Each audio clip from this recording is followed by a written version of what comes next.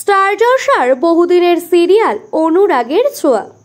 সূর্য দীপার ভালোবাসার গল্প দিয়ে এই সিরিয়াল শুরু হলেও বর্তমানে গল্প একেবারে অন্য খাতে বইছে।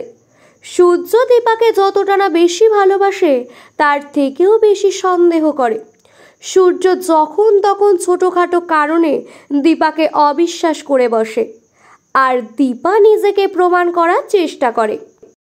তবে দীপার কাছে তার আত্মসম্মান অনেক বড়, তাই সে সূর্যর অপমান মুখ বুজে সহ্য করে না সব সময়। রূপা যখন হাসপাতালে, তখন তাকে একটু সুস্থ হতে দেখতেই সব ছেড়ে পরিবার পরিজন পিছনে ফেলে নিরুদ্দেশ হয়ে যায় সূর্য। শুধুই নিজেকে নিয়ে ব্যস্ত থাকে সে। এদিকে রূপার তাকে সেই সময় বেশি দরকার ছিল। তবে সূর্য পাশে না থাকলেও অর্জুন দীপার পাশে থেকে গেছে। দীপা তাকে ভালোবাসতে পারবে না জেনেও বন্ধু হয়েই পাশে থেকে গেছে। দীপার কঠিন লড়াইয়ে অনেকটা সাহায্য করেছে অর্জুন। বাবা চলে গেছে এ কথা শুনে সোনা আর রূপা মিলে মনে মনে ঠিক করেই নিয়েছে যে তাদের মায়ের সাথে অর্জুনের বিয়ে দেবে।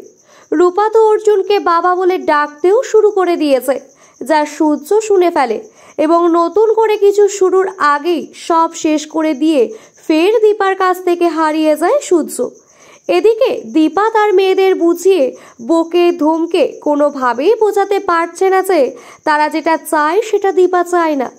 এরই মাঝে ধারাবাহিকটির একটি নতুন প্রোমো সামনে এসেছে, যা মাথা ঘুরিয়ে দিয়েছে দর্শকদের।